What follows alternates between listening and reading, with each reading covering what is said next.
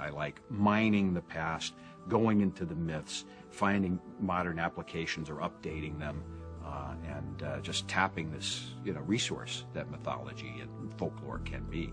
My model for this is Joseph Campbell, who looked at certain patterns that show up again and again in the myths and the legends, and also in our own structure, the way we're built as human beings, in our dreams, in our psychology. You almost always start out with a hero who is in some kind of environment where he or she is not completely comfortable and they know something's wrong and something's got to be done. You have a problem with authority, Mr. Anderson. The second step is a call to adventure, where something becomes even clearer now. You have to do something. Almost immediately you come to the third stage, which is refusal of the call, where the hero says, no, I can't, or the fear comes up. That's really what it's about, is expressing everyone's fear of change. I can't do this. The next stage is to overcome that fear, and usually this is meeting with a mentor. At last. Number 5 is crossing the first threshold. And almost every story has a moment like this where you get that sense all the prep is over, all the packing is done, now we're really setting out on the adventure. We're in. Test allies and enemies is stage 6.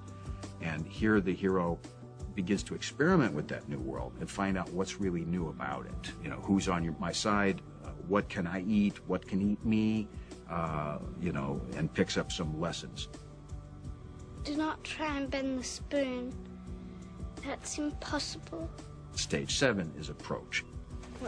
What are you doing? I'm going in. And here the hero is now pretty deeply into the new country and getting ready to face the big one, the big question or battle or struggle in that world. And so there's a moment of preparation and rehearsal for that. Guns. Lots of guns. And then there's the actual moment of facing the fear. That's stage 8, the ordeal, where the hero has to go through some kind of severe test that may involve facing death. The result of that is stage 9. There's some kind of reward. If you survive, there is a reward, there is a payoff. Next, stage 10 is the road back, where the hero actually now has to collect himself or herself and start finishing. What is he doing? He's beginning to believe. And often there'll be a chase scene at this stage. The 11th stage is resurrection, where the hero has to face death one more time, but in a more final way, a bigger scale, and at a deeper level, so that they're really, really being tested about everything they've learned on the whole journey so far. And that leads to the final movement, return, with the elixir. This is a term Campbell used. The elixir is some kind of magic thing like the golden fleece or the Holy Grail that brings back life into the culture.